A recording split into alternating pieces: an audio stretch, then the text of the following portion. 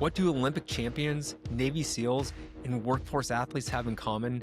They all rely on mental toughness and purpose-driven hard work to succeed in high-stakes environments. People have to know their job because there's going to be a lot of things that come up that can take you away from knowing what are the 5 or 6 things you need to do to get this job done here today. In today's episode, Dr. Jim Bauman shares the techniques elite athletes and warriors use to manage pressure, maintain focus, and perform when the stakes are highest. You can literally begin to disengage from all the distractions and all the noise and really tap into who you are and what you can do. This is the WorkReady podcast.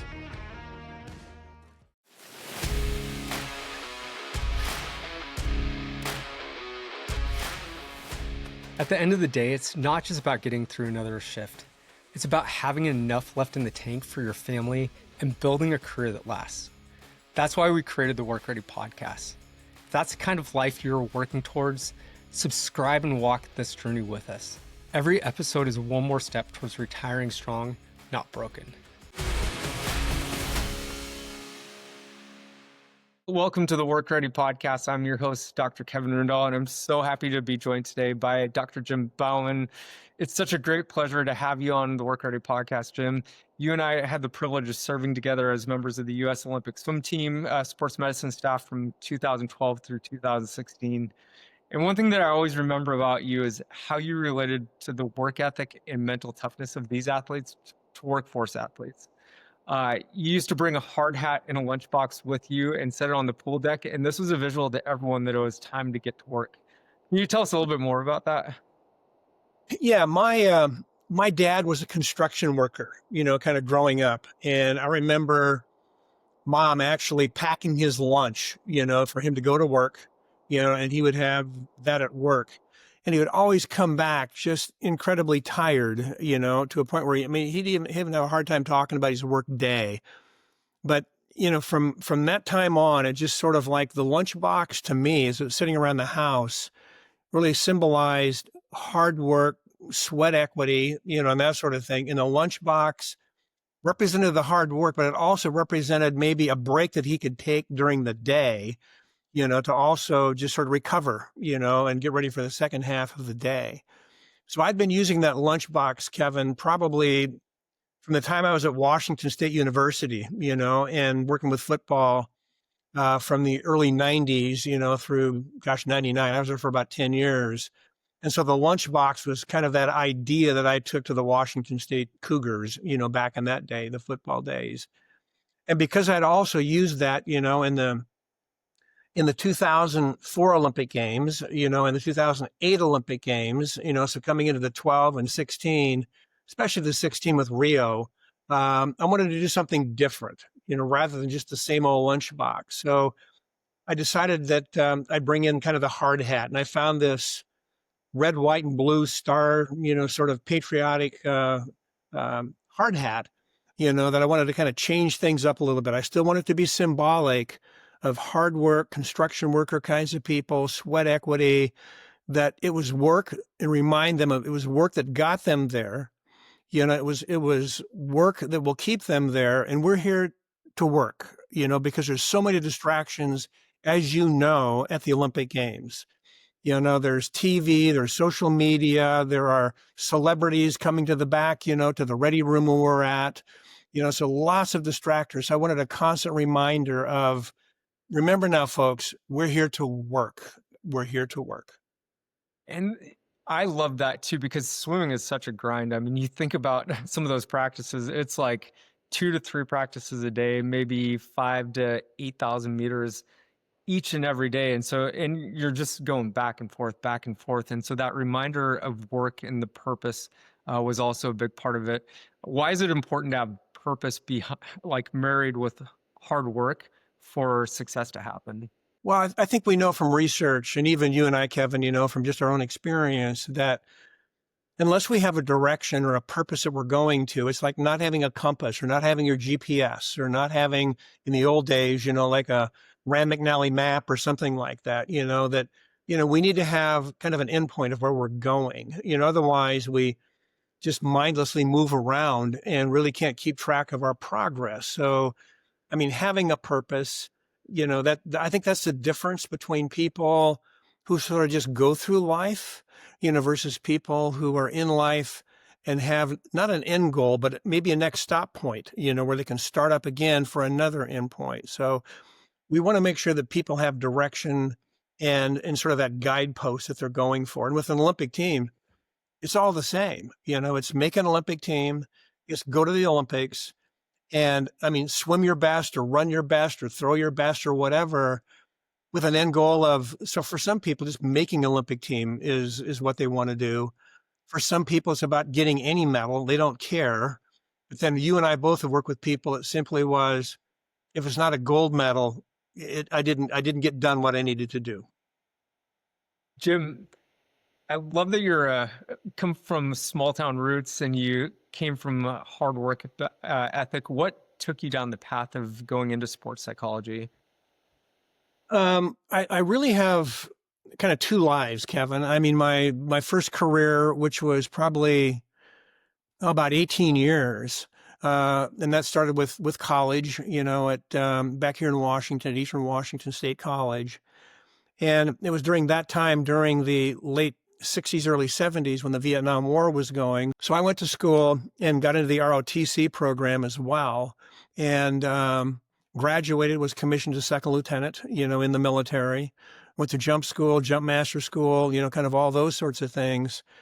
And then my first tour of duty was actually over in Germany. And at that time, we still had the East-West German border, there. And I was stationed way out on the border in an air defense missile site. I mean, we were isolated, out there. And so you got to know everybody, in that 125 battery.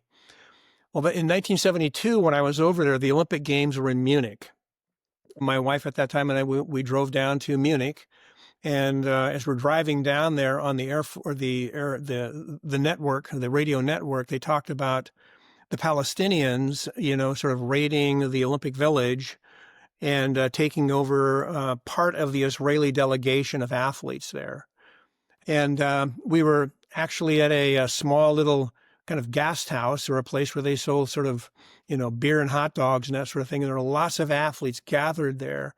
We could literally see the balcony, in the Olympic Village, with the terrorists kind of leaning over in masks and stuff like that. So we watched that play out. We watched, them eventually in a couple of days leaving, with a big convoy behind them out to the near air base, where there were further sort of tragic deaths, and that sort of thing.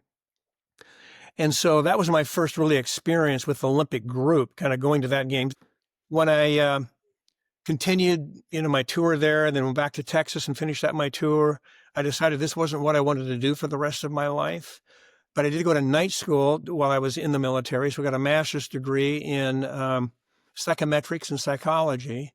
And so when I graduated and then left the military, I went into forensic psychology for about 9 years. I'd have to go provide expert testimony on whether or not a particular person in court would go to prison or be released and just supervised in the community, or would go to some sort of mental health program to kind of help them deal with their issues. And so after about 7 years of doing that, I decided I need to do something different. I need to get better at what I was doing.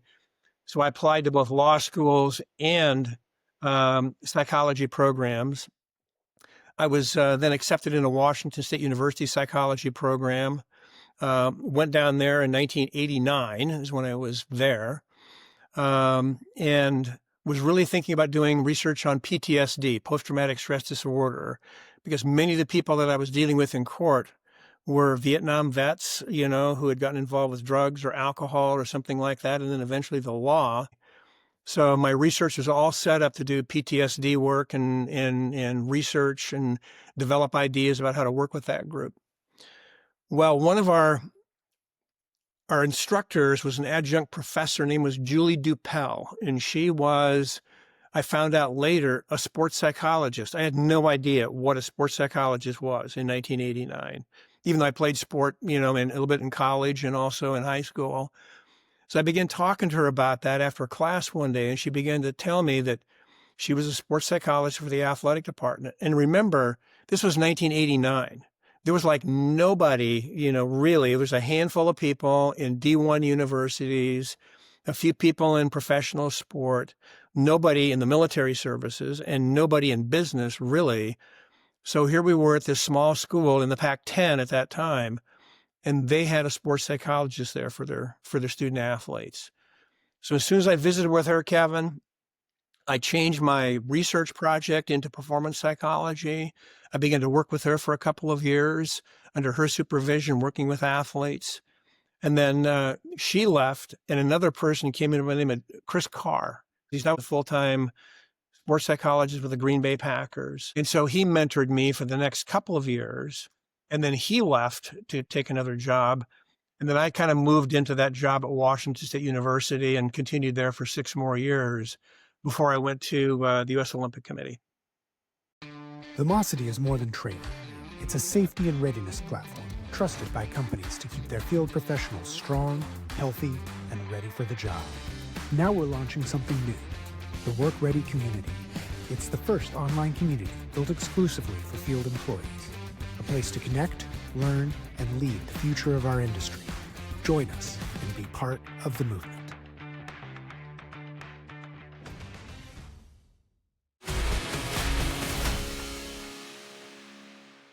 And what a incredible journey. And how have you seen sports psychology and even support for veterans and PTSD folks advance since the late 80s, early 90s? I mean, it's a totally different ballgame now than it was back then. But what are some of the things that you've seen really change and advance over the years?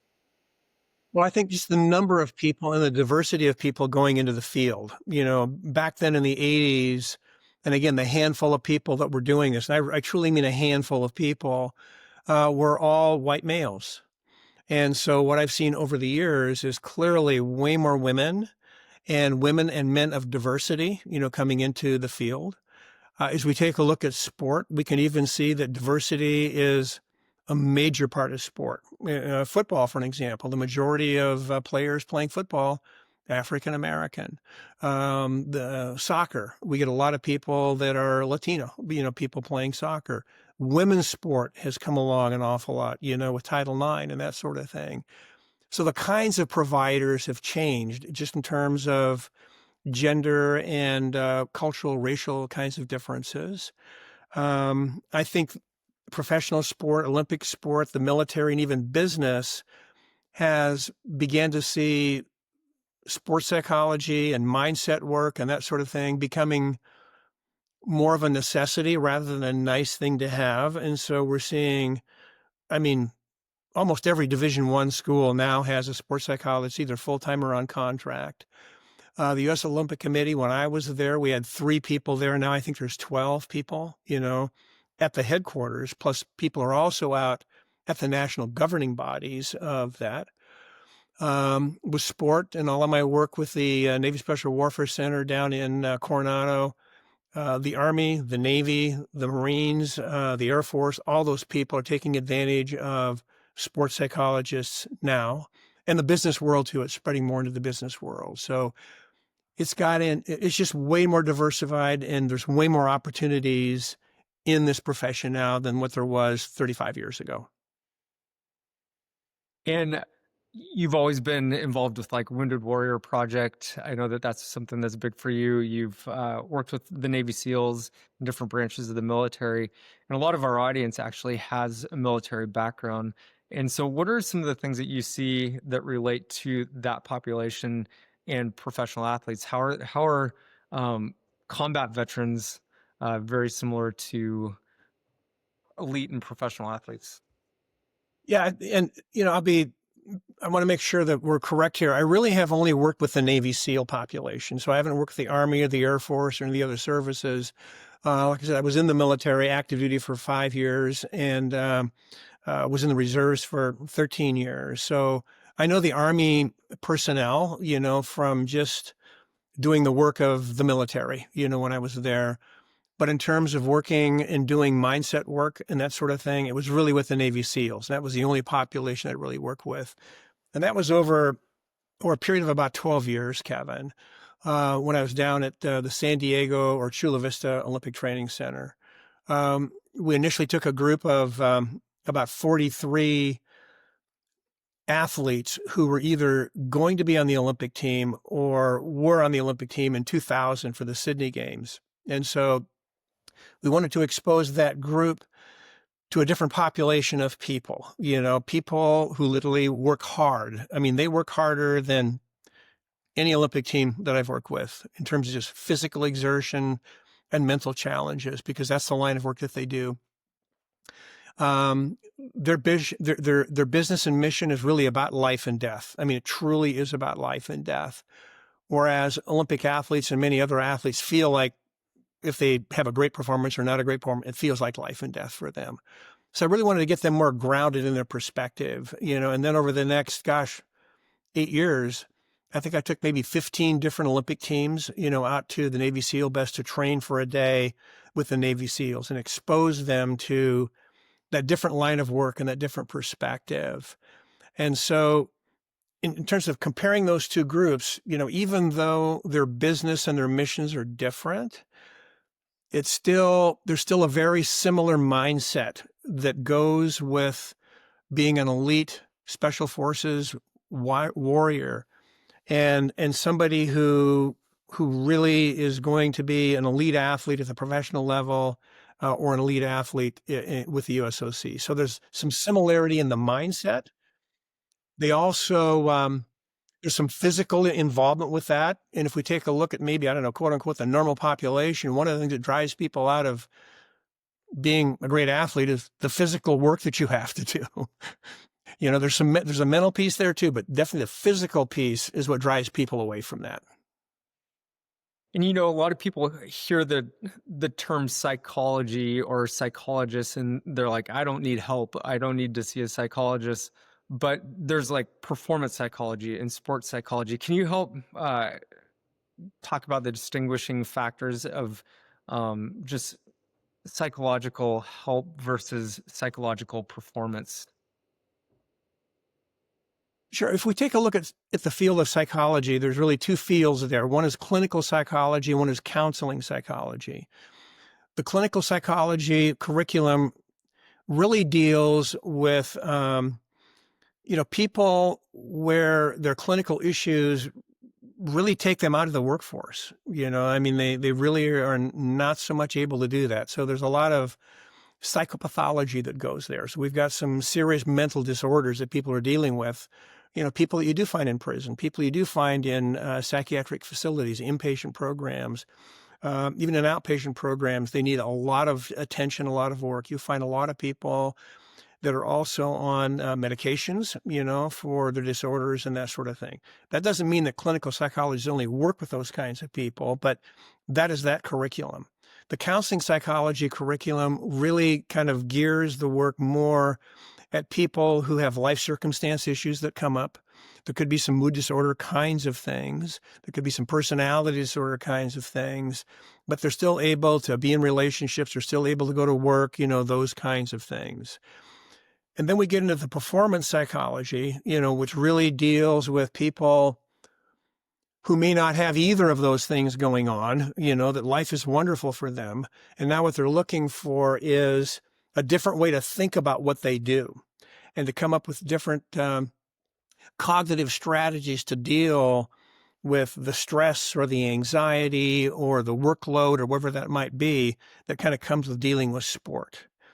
And even as a performance psychologist in my world, I will still see athletes where I'm going to be doing some counseling psychology with them, because they may have some non-sport issues that they're dealing with, or even some sport issues that they're dealing with. Maybe their contract is potentially going to come to an end, or they're not getting playing time, or they're injured or something like that, where we have to deal with some psychological issues to help them through that sort of traumatic time frame. So again, with the universities I've worked with, it was probably more mental health and mental wellness.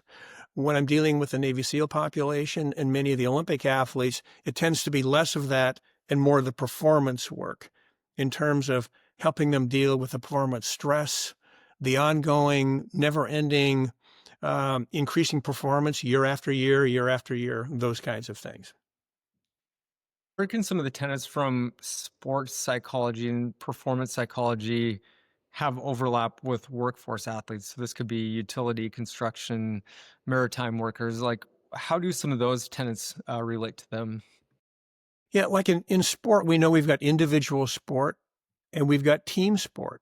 And so those are different too, so in individual sport, it's like you are the guy, or you are the lady. Spotlight is on you. It could be tennis, it could be golf. It could be even an individual swimming event, even though it's kind of a team event, or a track and field team. Those are still individual events there. But if we're talking about soccer or football or basketball or something like that, there's other people there, so having other people there versus by yourself might also relate to some of the workforce positions that we have as well, where people are working by themselves, but maybe on a team. We could have, I don't know, a power line group, for an example, I guess, where we've got one guy at the very top of the pole doing the work and somebody else is handling, the groundwork to support that person up there. It's a team, but the guy at the top of the pole is the one that's doing the work that could be dangerous, to them.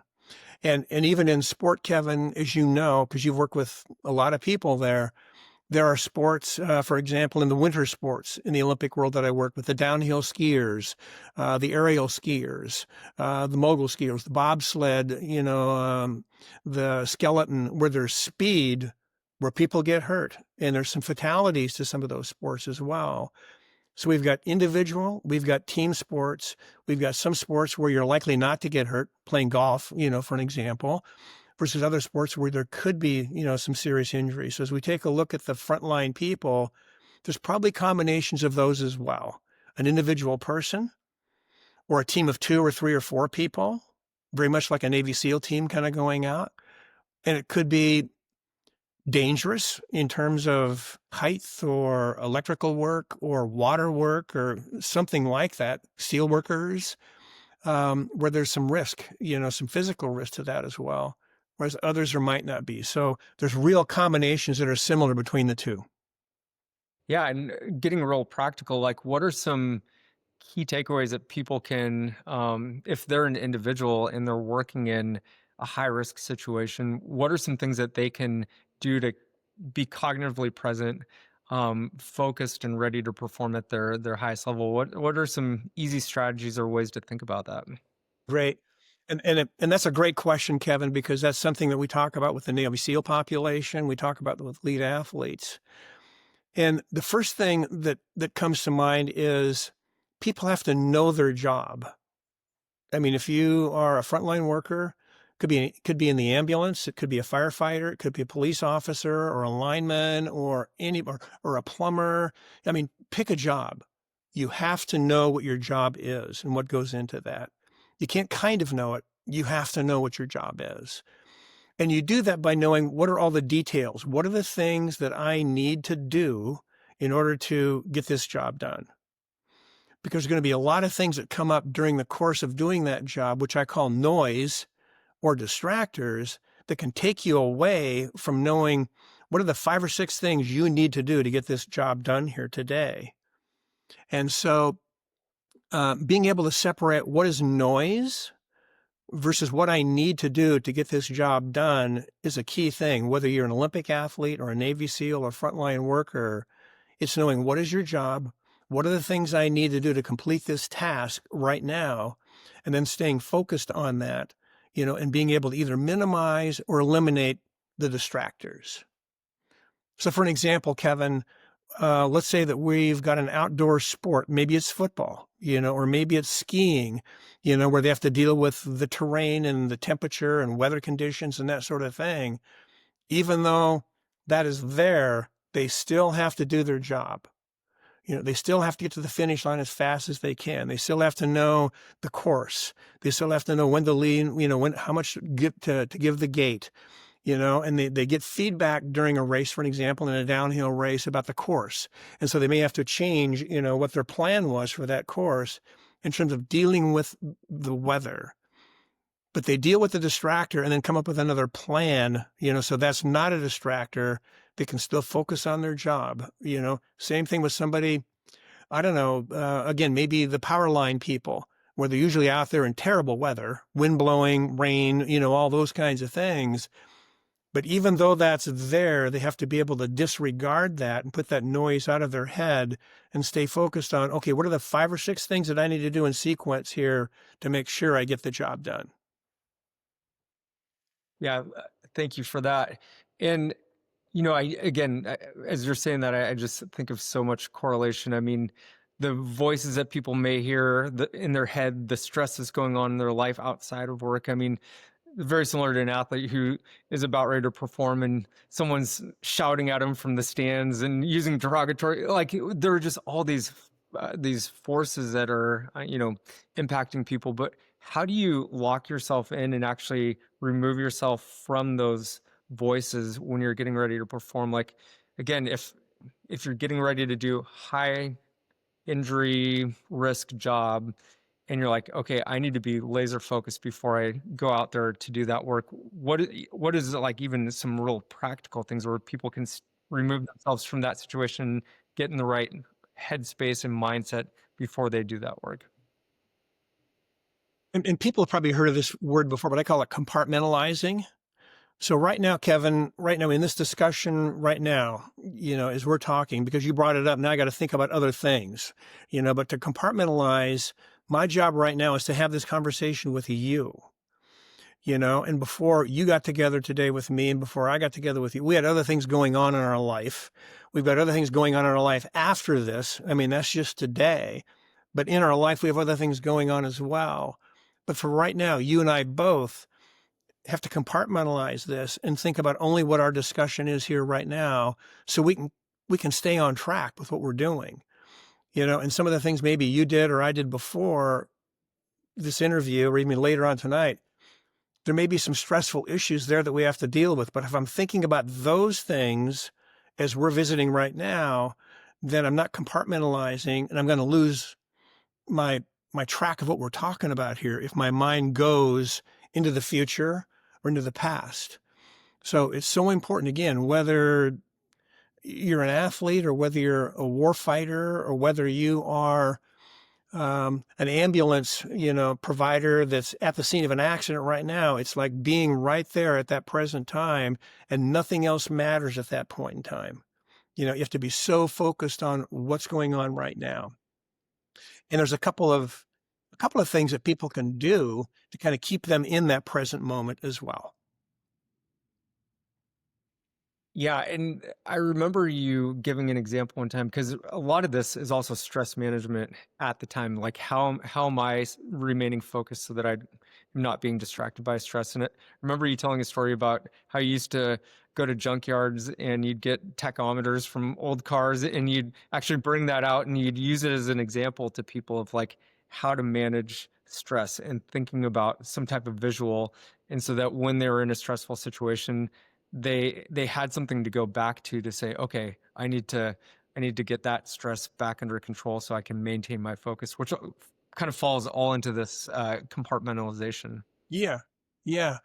I like to have fun with what I do, Kevin, and tell stories and maybe even educate people, not only about maybe stress management, but about daily life, as well. So if I can find anything in daily life that people get exposed to, and I can use that to teach them more about that item in daily life, but also maybe how to utilize that in a symbolic way to help them in stressful situations in sport, I'll do that. So for an example, you mentioned the tachometer. So I'm not sure what the age group might be of the people listening to our conversation here right now, but I think I could guess there's going to be a high percentage of people that don't even know what a tachometer is, and so let's say if you're an athlete, that I'm working with, I might say something like, well, Kevin, do you know what a tachometer is? I'm going to guess that you do, so if you do, tell me what a tachometer does. Yeah, it measures the RPMs. It measures the stress that's being placed on the engine.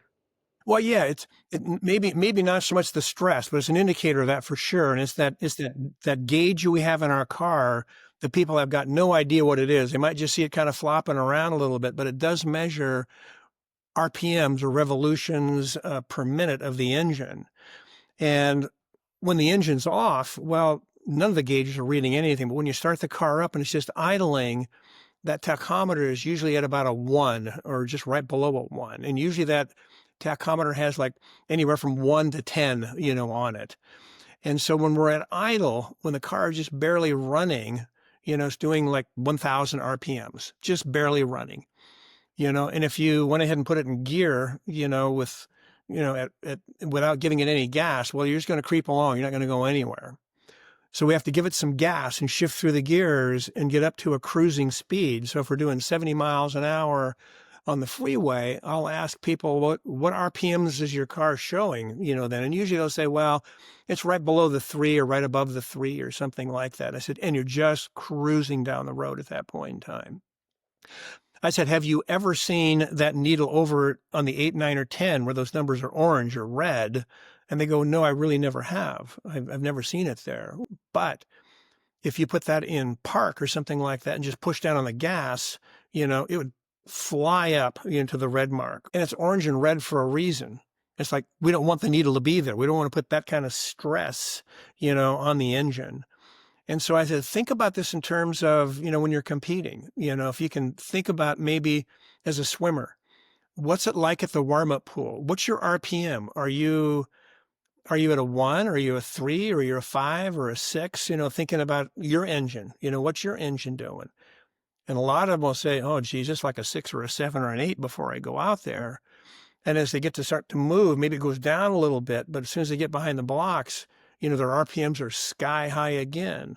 And I said, so we need to talk about some techniques, of sort of keeping your RPMs down. But first of all, you have to have a scale that you can use that we can talk about that tells you and me, how excited are you right now? How stressed are you? And if I know that you are a 7 or an 8, and you don't swim for 2 more hours, I know we have to do something about that right now to get your RPMs down. So you're not burning up all of that energy like you would be for your car.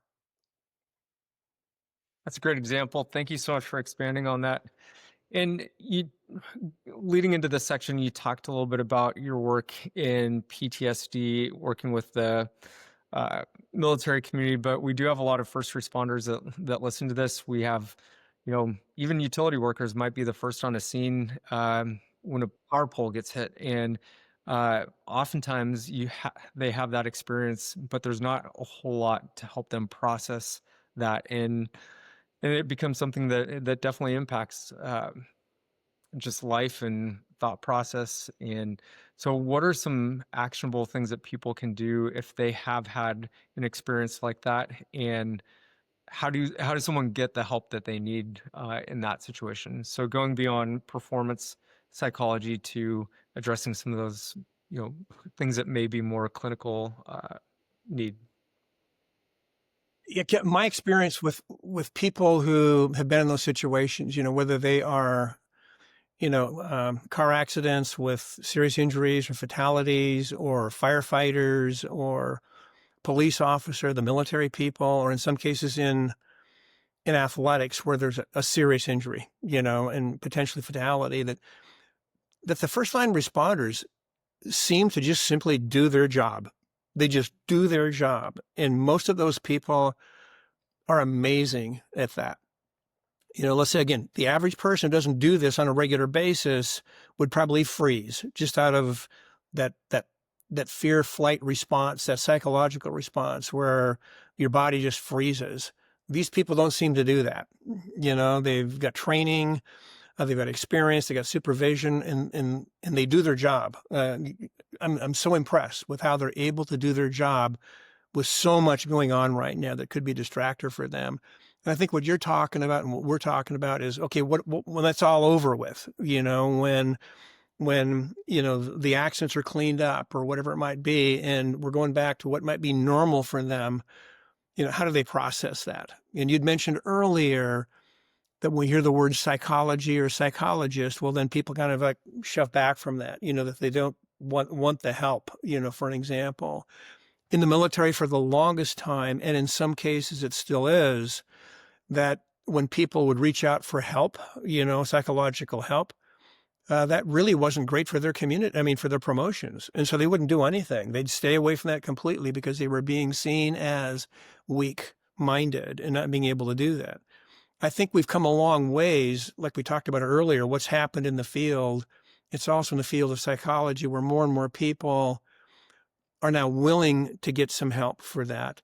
And that the various organizations may actually have somebody, within the organization, or they contract with somebody in the organization who can relate to the kinds of circumstances these people face, So the kind of person who might work with firefighters could be different than police officers, could be different than the people out on the lines, but somebody who can relate to that job and the kinds of things that they face, a professional person, and then be able to have that accessible to the people who were there, and just get that conversation going so they can begin to kind of unload, some of that trauma that sticks with you.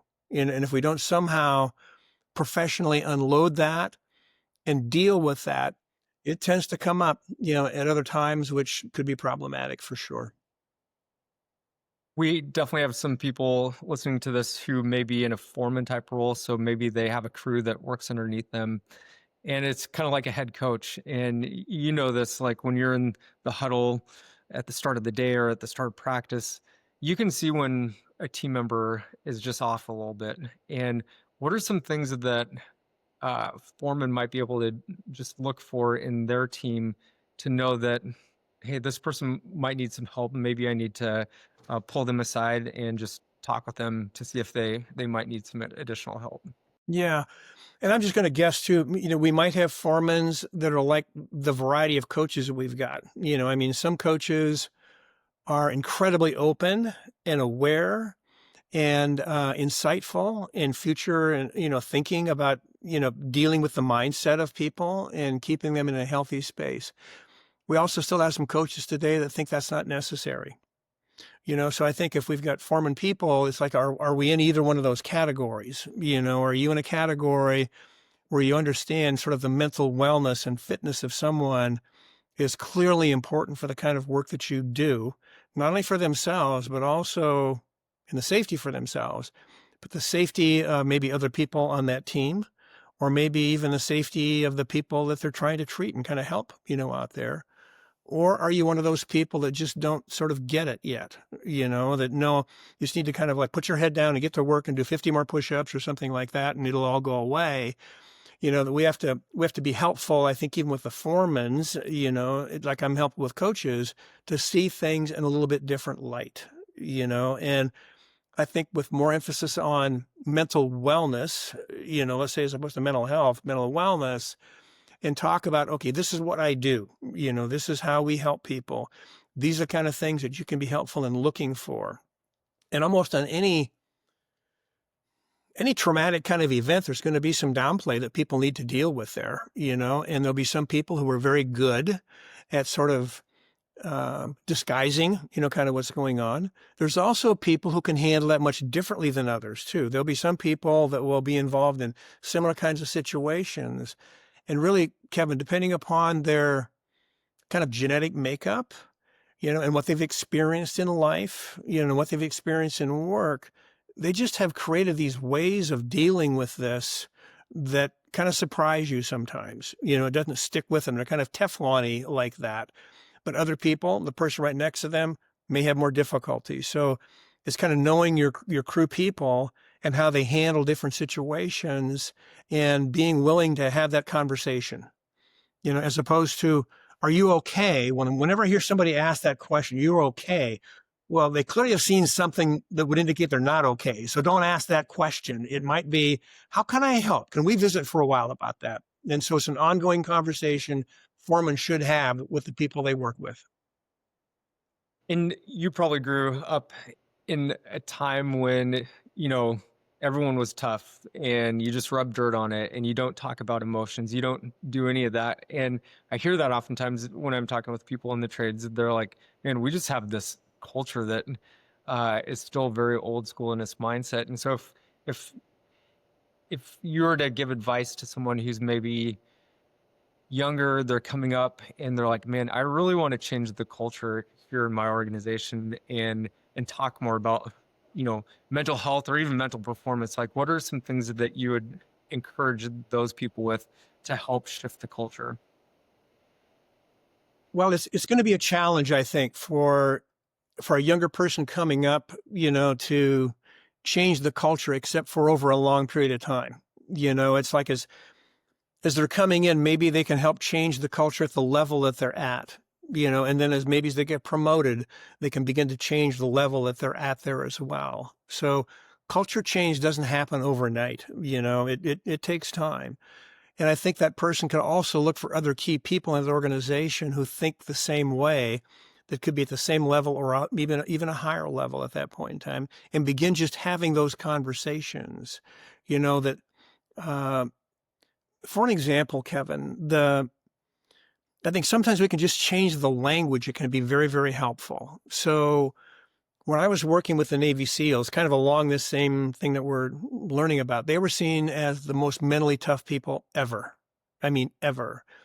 As I began to work with them and, be on the beach with them down at Coronado and, go through Hell Week with them down at Coronado and just be amazed at how these people were able to undergo, that constant race, that constant pressure, that constant being cold, that constant being sandy, in and out of the water, tired, sleepy, but they were still able to perform. It's like, how do they do that? And mental toughness didn't fit for me. It just didn't fit. It was not describing that characteristic that I saw. And so I happened to also be at that time, be looking at this for some sports as well. And I literally was having this conversation with this architect engineer from San Francisco who I knew, and we're talking about this issue. And I said, you design buildings, like in San Francisco, so what's different, or is it different about how you build buildings in San Francisco today versus 20, 30 years ago? He said, oh yeah, because of the earthquakes, that they have down there.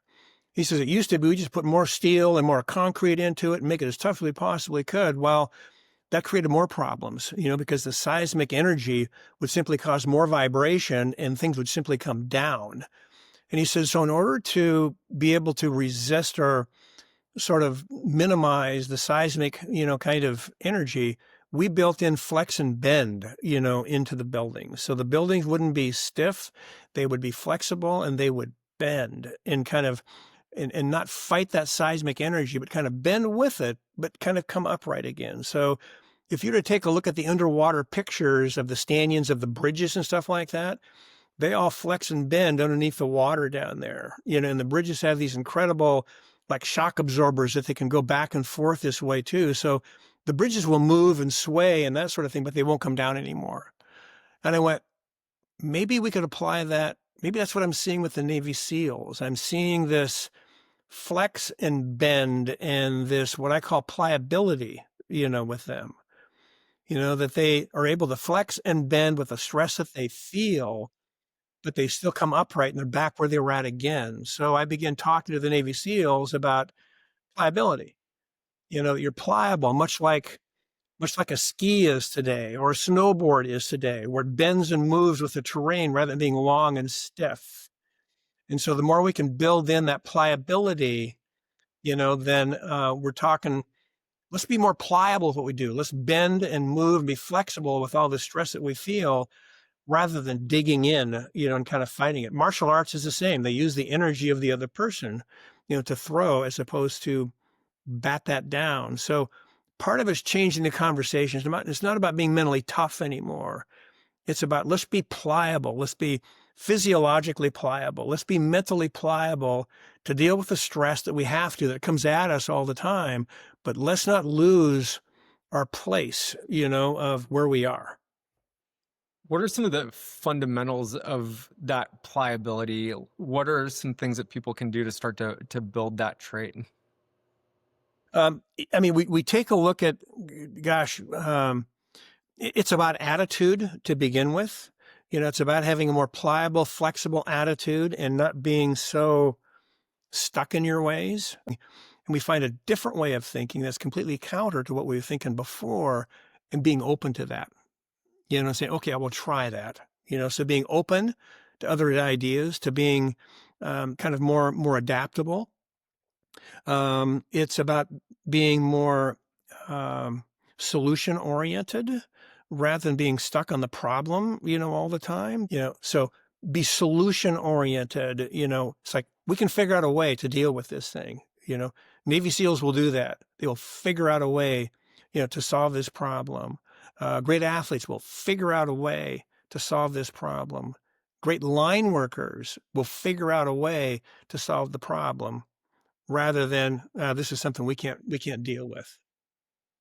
Do you think people self-select into like the Navy SEALs or because they have those traits, or do you feel like these are things that people can actively work on, grow?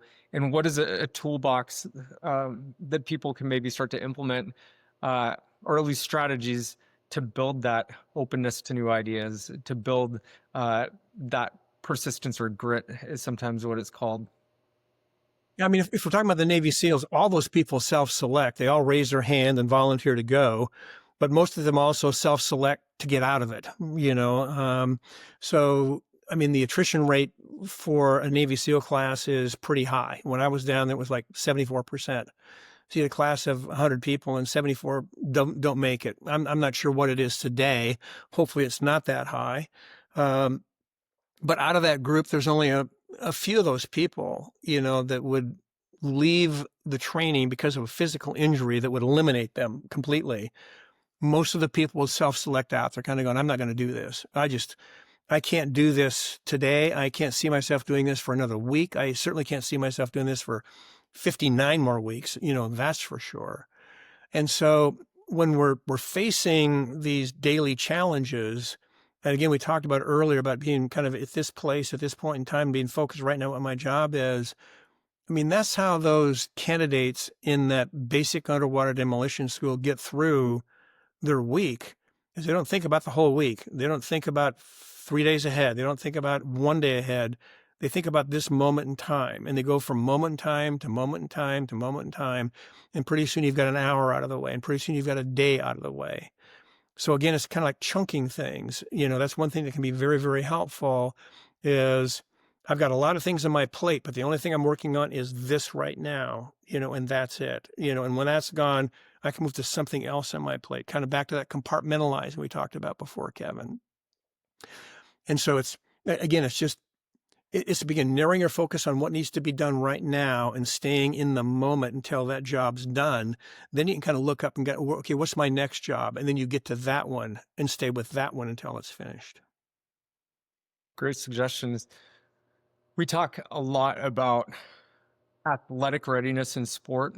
It's the physically being ready to perform. So it could be the hydration, the nutrition, the sleep, the recovery, all those different aspects. And then we talk about the mental readiness, and it's having your head in the game ready to perform.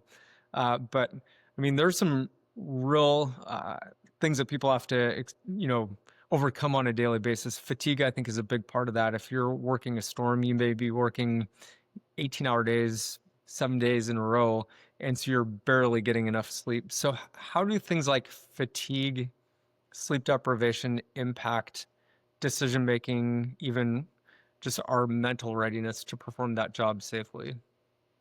You and I both know, and probably most of the people who are watching this podcast know, it affects your performance. There's no question about it. That one of the things that's very interesting is our daughter is a nurse, and they do 12-hour shifts, and they'll do back-to-back sometimes. And it used to be hospitals and places like that had 3 shifts. You'd have a day shift, an afternoon shift, and a night shift. And then to save money, most of these businesses have gone to 2 shifts, and that's it. I just hope if I go to the hospital, I'm going at the beginning or toward the middle of a shift as opposed to the 11th hour and 58 minute, of a shift, because again, we know that there's part of your shift where you're most productive. And that's usually the first part of your shift, where you're most productive. And then as you kind of move further into your shift, you could potentially become unproductive, and toward the end of your shift, you could actually be counterproductive, depending on what's contributing to the fatigue, that's for sure. And even in sports, in terms of every day you've got practice. We talked about the swimmers, before. They know they got another day coming. And so that time that they've got from when they leave, their job in the pool or their job out in the field, or their job fighting fires in that day, that when they're finished with that part of it is to take full advantage of whatever recovery time that you've got. That's when you can maybe refuel like you really need to refuel. Maybe that's time you can maybe catch a quick shower. I don't know, or kick off your boots or whatever you do, or lay on a cot, whatever. But to take full advantage of that, I would also suggest that people put their phones down, maybe even turn them off if they have to, because again, one of the big disruptors of people's routine, it's being interrupted by phone calls or, or emails or texts that makes that phone beep. So this little snake box that we carry around that we call our phone, is something that if you've got time to rest, then rest the phone as well. Maybe pick it up, right before you go to work to make sure there's no emergency calls or something like that. But we've got to get rid of these distractors, which in that cell phone, it's a big one, to put that aside and simply say, I've got 3 hours to, kind of rest here I'm going to take full 3 hours, to maybe hydrate a little bit, maybe eat a little bit, maybe sleep a little bit, and then I'll check my phone before I go back out again or something like that. But to put that snake box away, so it doesn't interfere with your recovery time. We have to do that with athletes all the time. And what's maybe one thing that someone can do just from like getting their mind to quiet during those moments so that they can take full advantage of rest? Do you have, I don't like the term hacks, but is there a mental hack that someone can do to really focus on the mental recovery so that they're in the right space outside of like phones? I mean, there's a number of things that people can do. I mean, but again, it depends on how much time you've got, Kevin, kind of in between being off and starting all over again. But I mean, there are things like massage. There are things like music. There's things like meditation. There's things like mindfulness kinds of exercise that the people can do. So it all depends on how much time you've got and what resources you've got available, for that. One of the things that I've used with athletes, because athletes, once they show up to compete, it's pretty fast moving, after that. I mean, you should, if we take a swimmer, for an example, they show up at the pool, they have their snacks, they talk to people, but then they're in the pool kind of warming up maybe for their event or something like that. And when they're out of the pool, they're getting ready to go to the competition pool to swim again. So there's not much time for massage in between there, and so there's things you can do to kind of calm your body, with massage, and music. And you'll see people wear headsets or earbuds all of the time to kind of cut away with the distractions and just pay attention to what's going on. So relaxing music, not ripping hard rock stuff, or heavy metal stuff, but relaxing music can be really helpful. And that can be with earbuds or headphones, anything like that. Because usually if people got earbuds in or headphones, people leave you alone. They won't talk to you, and they'll let you have your space. And that's important to have your space. So just music can be something that can be helpful. But if you don't have that, one of the things that I've used with athletes, have we got time for a story, Kevin? Absolutely. Okay. So this was over in London in 2012, and I was swimming, there as well. And as you remember, at one end of the pool, that's where all the coaches are at, and that's where they've got their little workout thing on a piece of paper stuck to the side of the pool so they can see what they're going to be doing. But all the action's down at one end of the pool, and then 50 meters away is the other wall that they kick off of and come back. And so kind of after a set, they're all going to be back down there at that wall, with the coaches. But in this case, there was a young swimmer who didn't come back to the wall. This athlete stayed down at the other end of the wall, and that's very unusual. So I walked down to the other end of the pool to see what was going on. And she was just kind of crying her eyes out. And so I said, what's going on? She said, oh my God. She said, I got so many things going on. I can't even talk about it right now. I said, would you be willing to come out of the pool with me so we can talk about it right now? And she said, yeah. So I kind of waved at the coach at the other end. I just said, we're going to leave for a minute. And they just kind of nodded their head because they knew something was wrong too. You know, you talked about that foreman, you know, earlier. What do you watch for? You know, well, this is an example of what the coaches were watching for. And they saw that was not routine. That was something unusual. So we're always looking for something unusual. So I took her to a side room. We began to visit. And she began to talk about what was happening with her. And she said, you know, I'd been to the Olympics 4 years before in Beijing, and I did terrible there. And here I am 4 years later, after all of this work, I'm right back here again. I swim in 2 days, and I'm worried about that happening all over again. She said, but that's not all. She said, my mom was supposed to be here at this Olympic Games because she couldn't make it to the one before, but she was definitely going to make it to this one if I could make it. And so and I made it, but my mom passed away earlier this year. So she's not going to be here. And she felt like she was just loaded down with this history and with mom.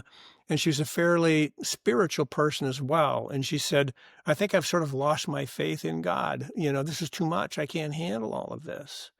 She was also a team leader. When this person would walk into the room or the deck or something like that, she had this amazing smile, an electric face and energy that would light everybody up. And that was gone. And I said, well, you know, let's just talk about that for a little bit. You got some things kind of going on in your head, and we call these things triggers. So if we talk about PTSD's got triggers as well, usually sensory triggers.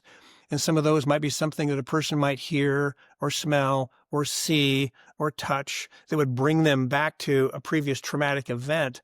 And they'd re-experience that as if they were there all over again based upon this trigger. So as we're working with PTSD people, we have to identify what their triggers are so we can know what's happening in their life that might set off this cascading event, you know, that puts them right back into the same kind of dark place they were at before. And so these were her triggers, you know, being in the pool again, thinking about mom, other people's parents being there, lots of triggers there that were lighting her up in a very negative way. And so I said, well, triggers are very, very powerful, but triggers will remind you of negative traumatic experiences like they are here right now. One of the things we can talk about are what I call cues, C-U-E-S. I said, we can make those very powerful as well. You know, and so if we think about, you know, kind of talking about your mom's situation, your spiritual orientation right now, thinking back of kind of not doing very well 4 years ago, you know, are there some things that we can think about that would trigger maybe a more neutral or positive kind of thing? And she said, what do you mean? I says, well, something like, I don't know, a word or a symbol that would switch you from being so negative thinking to something maybe more neutral or positive. So for an example, if we're talking about, you know, kind of that big face you've got, you know, with the big smile is kind of upside down right now. So maybe a symbol could be just a smile for you that would remind you of the way you used to be. Is there a spiritual verse, for an example, you can think of, you know, that would kind of ground you back into being able to handle this or anything else like that? So it could be a word, it could be a number, it could be a symbol, it could be anything like that, you know, that will remind you of this conversation we're having right now. For an example, you're 4 years older right now. You're 4 years more capable. This is a whole different Olympic Games than what it was 4 years ago. That's different. You know, maybe your mom in some way or form, maybe she's here in some way, maybe whatever you believe. So there's something like that you can kind of come up with that would remind you of that. So as I think about that tonight, and we'll meet again tomorrow. So we came back, and what she had on her foot, and I said, you need to have this visual reminder, you know, of this, where you can see that at the most critical, stressful point. And I said, when is that? She says, well, when I'm on the starting blocks, you know, that's when things come cascading at me. I'm not sure if you remember or you saw the show with Kevin Costner in it, For the Love of the Game. He's a baseball pitcher on the mound, you know, and he's got the Yankee Stadium. They're yelling at him and screaming at him. And he's got all this noise kind of going on in his head. And then he says, clear the mechanism. So he had that auditory cue that he used to focus him back toward the home plate and not hearing all this stuff. So the camera shows people yelling at them, but there's no sound coming out of their mouth. And the subway going by, and there's no noise there, and he looks at the home plate, and it's all he can see is the batter and the catcher and the umpire. So he used an auditory cue to make that happen. For most people, that doesn't work. Works for the movies, but not in real life. They got too much going on in their head to think of an auditory cue. So I use these visual cues. So she came back the next day, and what she had taken was a magic marker on her foot, and she made a smiley face, on her hand or on her foot with two little eyes above it to get her to smile again. She had a biblical verse written down there that simply said, something that I think God never gives you more than what you can handle in life. And then she had a heart that just had a line through it. It wasn't broken anymore. It was just a heart for her mom. And so she covered those three things, that were really bothering her. And I said, well, let's practice those today in training. When you're out there training today, let's just, when things begin to kind of roll, think about, your mom not being here. Think about you not being a smiley face. Think about having this load, that you got. Think about you not doing well before. And then I'd like you to look at your foot, right before you go and see what happens. And she got out of the pool and she said, I think that kind of worked, because I had to switch my attention, all the negative stuff, to what I put on my foot. It at least got me back to neutral. Maybe didn't get me going pause, but it got me back to neutral. And I said, great. Great athletes perform the best they can when they're at neutral. And so she competed a couple of days later and medaled at the Olympic Games. And so she's using these cues to kind of take care of that negative self-talk that was taking her out of action. And then later on in that year, when we did the November Foundation thing, she came up to me and said, you're not going to believe what I did. And I said, what'd you do? She said, I've got those tattooed on my foot now, and I use them every day to remind me that I can be in control by switching from triggers to cues. And so that's one thing that people can do, is come up with cues where they can have them on the back of their glove, the back of their hand. So with baseball players, I've got it on the back of their glove. With volleyball players, they've got it on the toes of their shoes because they're always looking down. So wherever their visual field is, they can put that on axes. They can put that on their gloves. They can put that anywhere that's in their visual field to remind them, okay, I'm back on the job here right now. That's such a powerful story. And yeah, you see that over and over again. The more you pay attention to athletes, you see very strategically positioned tattoos or messages written, on the brim of a ball cap, where they can take it off, look at it, and see that. And yeah, that's so powerful. And it seems like the cues have to be aligned with a belief statement about themselves or a bigger purpose. How do belief statements or identity and purpose all kind of fit together with having that resilient mindset? Yeah, and I think, Kevin, I think sometimes it sometimes deals with a misbelief or a misguided belief to begin with. And that's kind of where I start. That when people get off track, for an example, it's based upon maybe a disbelief or something that used to be, it's based upon something that's happened in the past or could happen in the future as opposed to happening right now. And we get people thinking about right now, it's less difficult to come up with a belief statement and a purpose statement that you might be able to align, with one of these cues, as well. And I think what happens is that when people can create these belief statements, whether it's a pitcher, in the ninth inning of the World Series with the Dodgers and, the Blue Jays, or you're a batter, up to bat, if you can literally begin to disengage from all the distractions and all the noise and really tap into this belief statement about who you are and what you can do, we see over and over again that plays out that way. Yeah, one of my good friends works in the area of performance, and he always says it takes no faith to believe a lie, but it takes a lot of faith to believe the truth. And it's so easy for us to go down a path of, believing these false statements about reality or our life or who we are. Or, one person says, you're ugly, and we believe that. even though 20 people just say you're pretty, it's just, I think it's human nature to fall into that pattern. So, Yeah.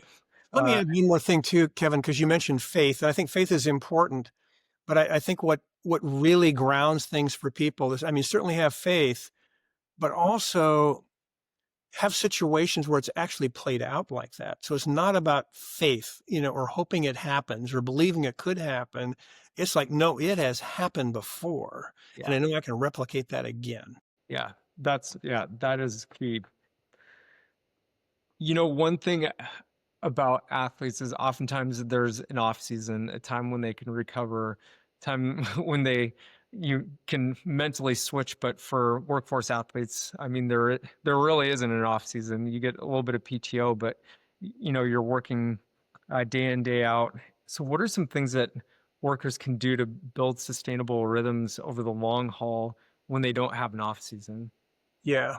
Yeah. I mean, in this day and age, we're getting fewer and fewer off seasons, even for professional athletes as well. So for an example, right now, the major soccer league is kind of doing their playoffs, right now. And unfortunately, our Sounders didn't make it through, this year. But all those soccer teams start in mid-January. And if you go all the way through the playoffs, you're playing clear into December. And so you might have part of December and you might have part of January kind of like off, I guess. But you have to realize that whole time from January all the way through to December, you're working every day. I mean, every day. Even if you had an off day, you were coming in for maybe injury rehab or something like that. So it was nonstop for the full year. And so, as people begin to kind of like, let's say, lose in the playoffs and get a little bit more, time off. So the people who lose early, kind of in the MLSL or MLS playoffs, they get a little more sort of like quote unquote off time than the people who go all the way to the championship game. But they'll get a little bit of off time, but they got to come back ready to go and ready for camp, in mid-January when they show up all over again. So they can take a little bit of vacation, from maybe the nutritional plan that they were on, maybe they're going to be lifting every day and that sort of thing, but it's not going to be long before, okay, it's preseason, again. So we're almost going from, preseason to regular season to the end of the season, back to preseason, again. If we're taking a look at like online workers, and that sort of thing, or we're taking a look at the military, it's sort of like, I think the organizations somehow have to build in recovery time for people, and again, that takes money to hire more people. It takes all those sorts of things. But I think we have to speak louder to corporations, and agencies and that sort of thing to be able to have a workforce that allows people to work the crazy hours and days that they work, but also allows them to have some recovery time, as well. And it shouldn't necessarily be at the end of the season. It should be like throughout the season, that they kind of get these breaks from that. So that's going to be one of the challenges that people face, I think, Kevin, is it's sort of the nature of the beast, I guess in a lot of ways. And I think we have to begin taking a look at changing the look of the beast, from a corporate perspective and an agency perspective as well, because the human body can only take too much. We've already talked about fatigue. We've talked about lack of sleep. We've talked about how the body begins to break down, and that sort of thing. And so if I would have my way and could be king for a day, I'd be talking to organizations and agents to simply say, what's your staffing look like here? And we need to get more people in here, so people, have got breaks that they need to maintain physical fitness and health and mental fitness, and health as well. So what do we do in the meantime? What do we do in the meantime? Let me kind of reverse this a little bit, Kevin. What have you seen in the industry? What's the industry doing, along that line? Yeah, it's a big struggle because work has to be done. And right now, the number of qualified workers out there who have the background and experience that are going into trades to fill the gaps versus the demands, it's people are retiring faster than those slots are being filled. And so I think that it is a situation right now where people, are working longer hours because the demand is so high. And so I think to your point, companies are really trying to figure out how do we invest in the overall wellness of our workforce and support them in different ways. uh, to make sure that they have what they need to be able to meet those demands. But yeah, we need more people going into the trades is what I think we need, because there is a workforce shortage, and outside of just continuing to support people, I think that that's a major issue that we need to solve for.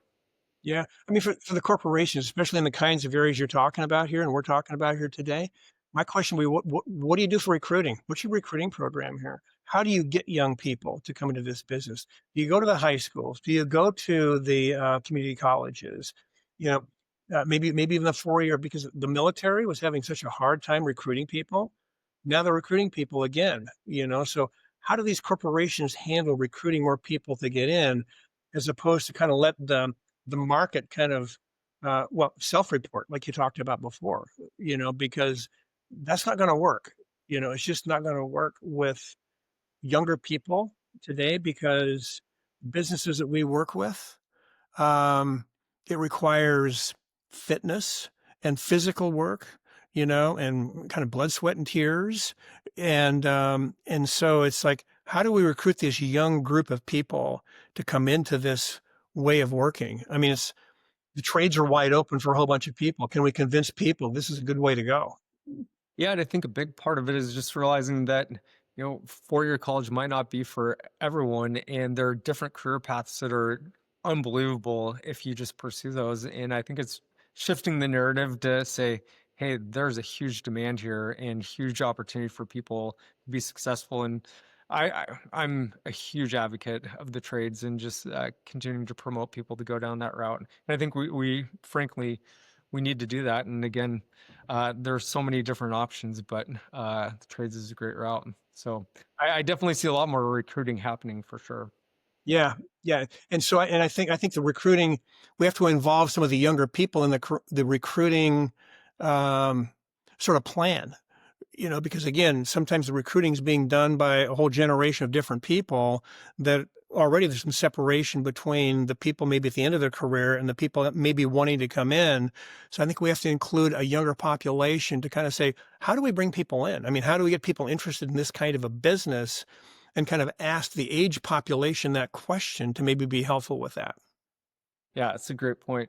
I think Top Gun was really effective at drawing military recruits. So maybe we need to Sure. talk to Hollywood and get them involved in Sure. recruiting. And Jim, we're just so grateful for your time today and your insight and the stories that you shared. Is there anything that you want to leave our listeners with?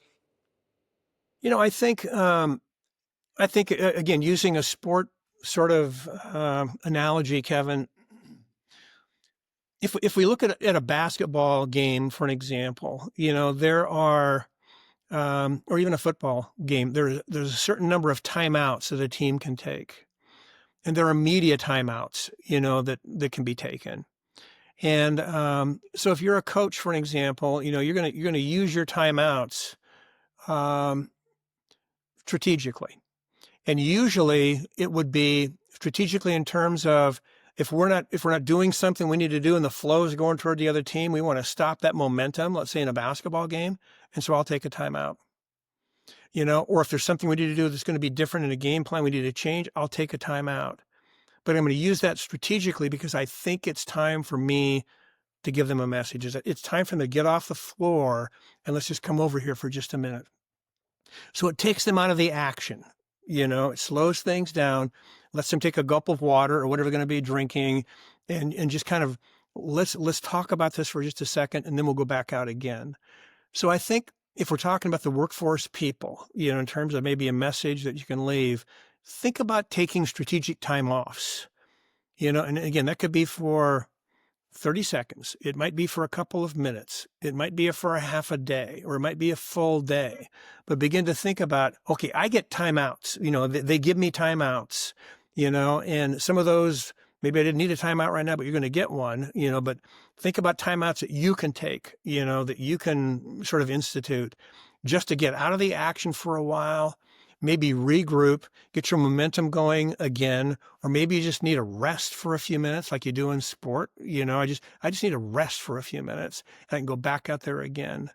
So I guess that might be it, Kevin, that there's so many things we can apply to sport, with these frontline workers.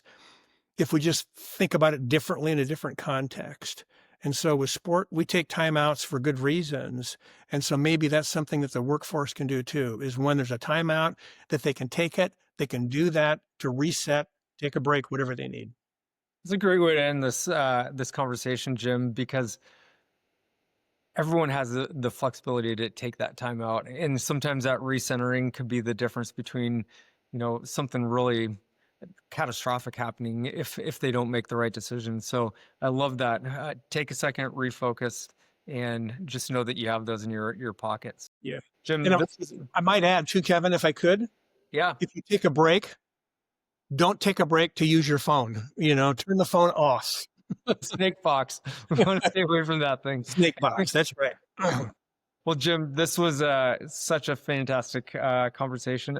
I've just appreciated your friendship over the many years, and it's great to reconnect with you and just bring these insights to the workforce. We have so much respect for the people, the men and women out there who are on the lines every day, putting in the work. So until next time, thank you so much for joining the WorkReady podcast, and keep working hard and stay work ready.